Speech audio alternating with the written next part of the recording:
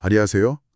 인공지능, AI 분야 정말 뜨겁습니다. 네, 정말 그렇죠. 특히 이 미래 성장 가능성, 여기에 대한 관심이 정말 대단한데요. 오늘은 그래서 아주 흥미로운 질문 하나 던져보면서 시작해볼까 합니다. 네, 어떤 건가요?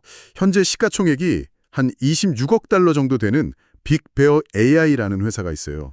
빅베어 AI요. 들어봤습니다. 근데 이 회사가 과연 10년 안에 현재 4천억 달러가 넘는 거대 기업이죠. 팔란티어. 네. 이 팔란티어의 가치를 넘어설 수 있을까? 이런 질문입니다. 4천억 달러 대 26억 달러.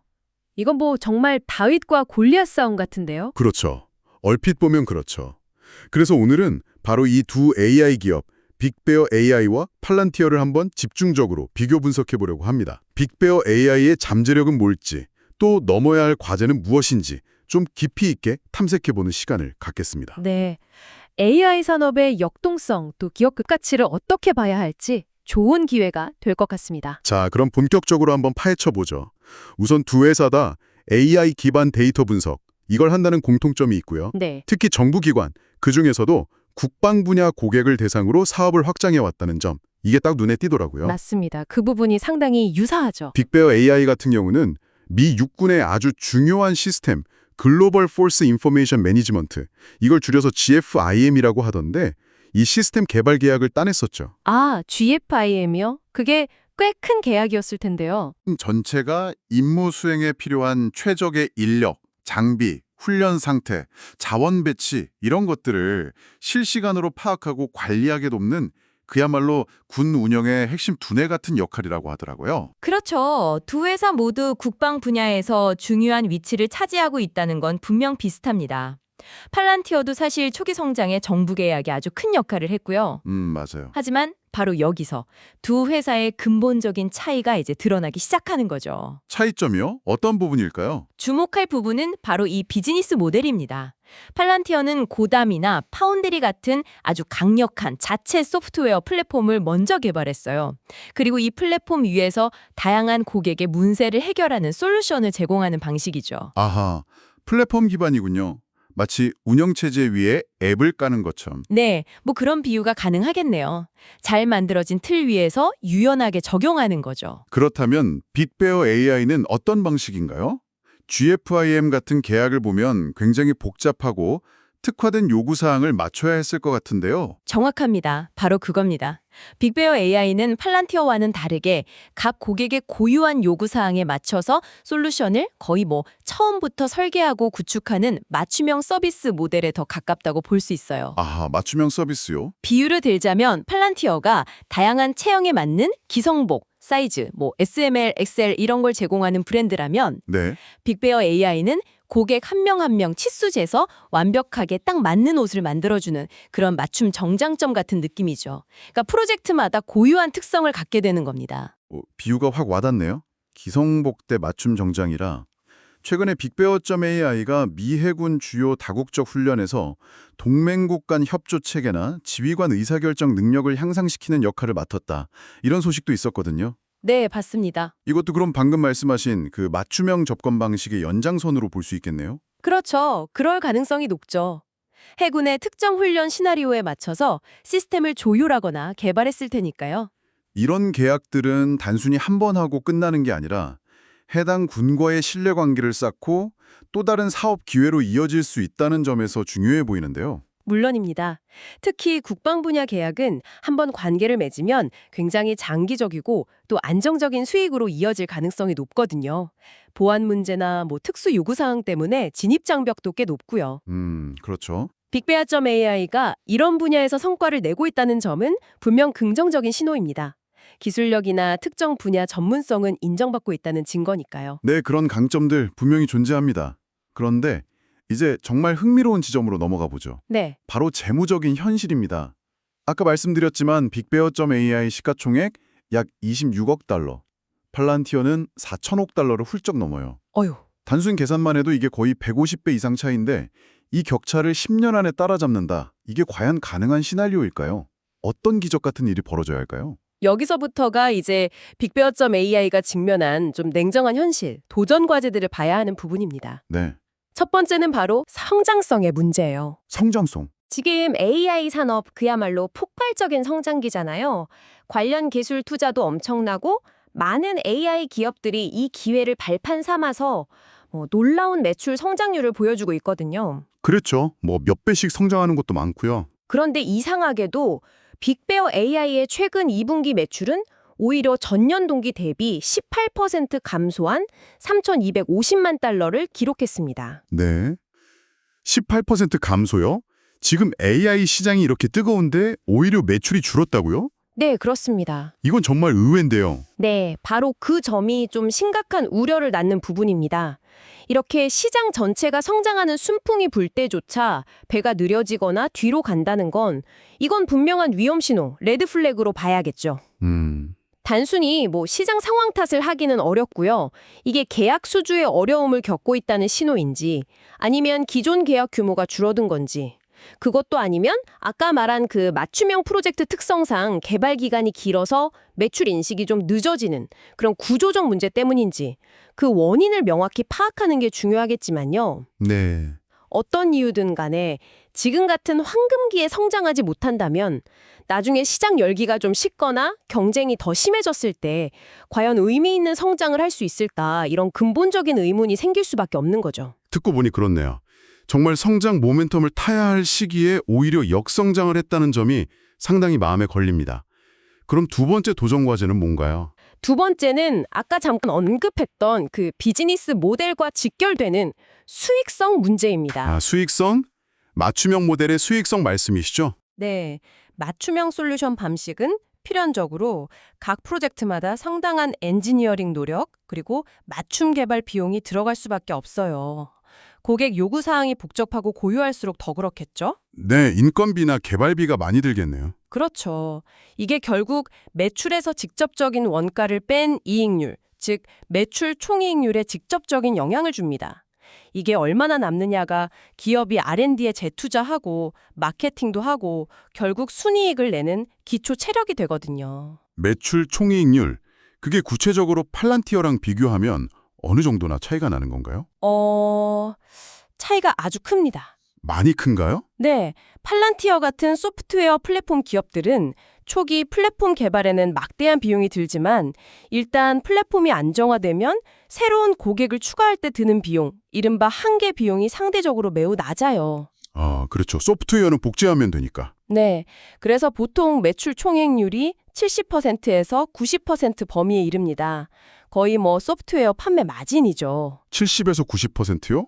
와. 반면에 빅베어 AI처럼 매번 프로젝트 단위로 상당한 개발 인력, 관리 인력이 투입되어야 하는 모델은 매출 총이익률이 20%에서 30% 수준에 머물고 있습니다. 와, 70, 90%대 20, 30%. 이건 단순히 숫자 차이가 아니라 사업의 본질 자체가 완전 다르다는 의미네요. 맞습니다. 팔란티어는 한번 잘 만들어 놓은 플랫폼으로 고객 늘릴수록 이익률이 막 좋아지는 구조인데 빅베어 AI는 고객이 늘어날 때마다 그에 비례해서 비용도 계속 크게 발생하는 구조다. 이런 거군요. 바로 그 점입니다.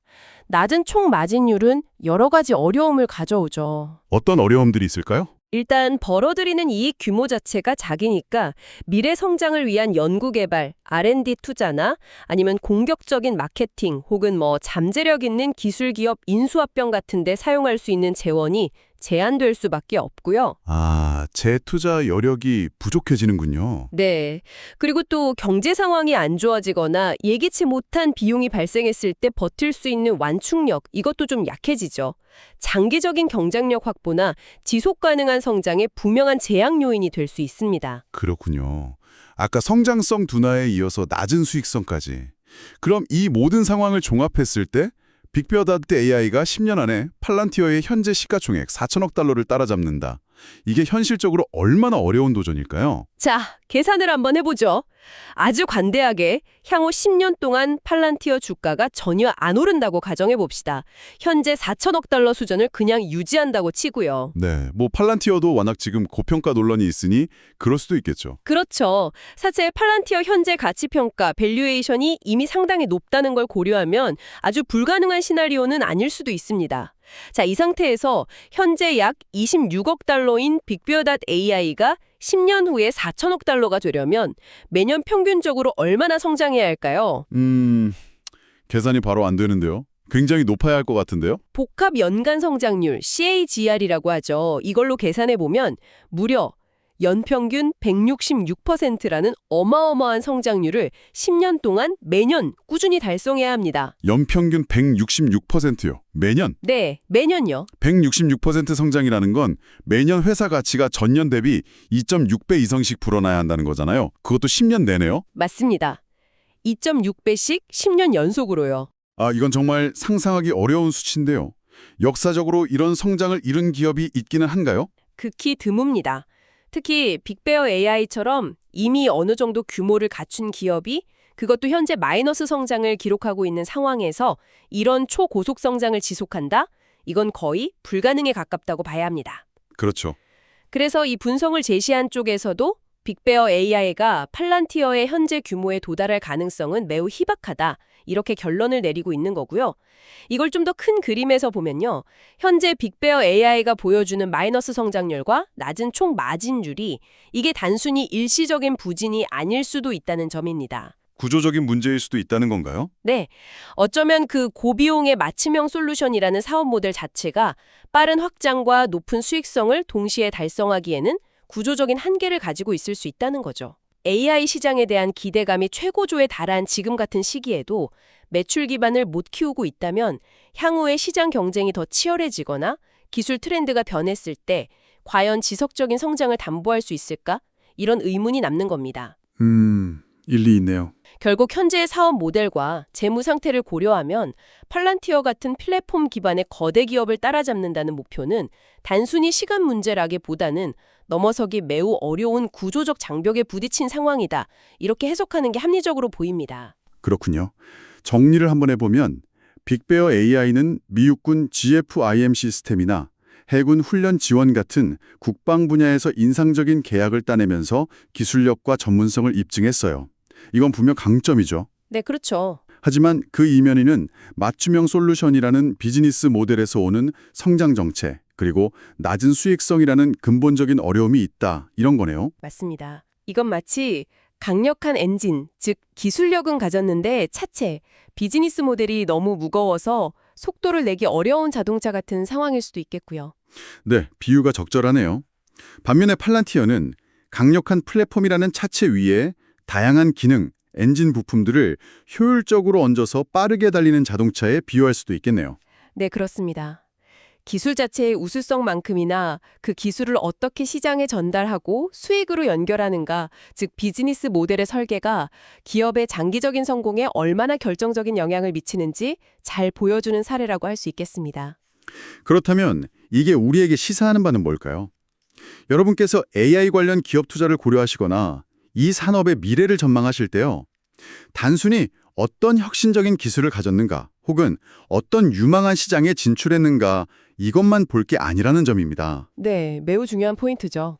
그 기술을 어떻게 돈으로 바꾸는지, 즉 비즈니스 모델이 지속 가능한 성장과 수익성을 담보할 수 있는 구조인지, 그리고 재무제표상의 숫자들, 특히 성장률과 이익률이 그 모델의 현실적인 작동 결과를 어떻게 보여주는지 이걸 반드시 함께 살펴봐야 한다는 중요한 교훈을 얻을 수 있습니다. 맞아요.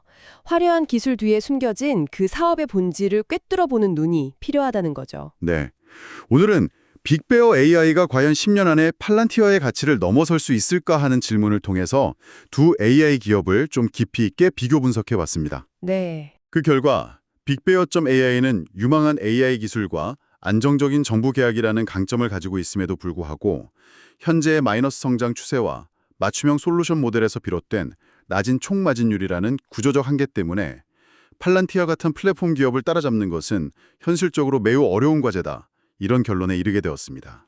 시가총액이라는 단순한 숫자 비교를 넘어서 오늘 이야기는 AI 시대에 성공하는 기업의 조건이 뭘까? 이걸 다시금 생각해보게 만드는 것 같아요. 그렇죠. 혁신적인 기술 개발 능력 못지않게 그 기술을 효과적으로 확장하고 수익화할 수 있는 비즈니스 모델을 구축하는 것. 이게 얼마나 중요한지를 보여줍니다. 기술의 잠재력과 실제 사업 성과 사이의 간극을 이해하는 게 핵심이죠. 맞습니다. 여기서 마지막으로 한 가지 질문을 더 던져드리고 싶습니다. 여러분께서 한번 고민해 보시면 좋을 화두인데요. 네, 어떤 질문이신가요? AI 솔루션을 제공하는 두 가지 주요 방식, 빅베어.ai처럼 고객 하나하나에 맞춰 제공하는 맞춤형 방식과 팔란티어처럼 강력한 플랫폼을 기반으로 표준화된 솔루션을 확장해 나가는 방식. 이 둘 중에 과연 어떤 방식이 미래 AI 산업에서 더 뛰어난 확장성을 가지면서 장기적인 시장 지배력을 확보하는 데 유리할까요? 아, 정말 중요한 질문이네요. 확장성과 지배력이라. 네. 단순히 어떤 기술을 개발하느냐를 넘어서 그 기술을 담는 그릇, 즉 비즈니스 모델의 선택이 기업의 운명을 어떻게 갈라놓을 수 있을지 한번 생각해 보시는 건 앞으로 AI 산업을 이해하는데 아주 흥미로운 관점을 제공할 거라고 생각합니다.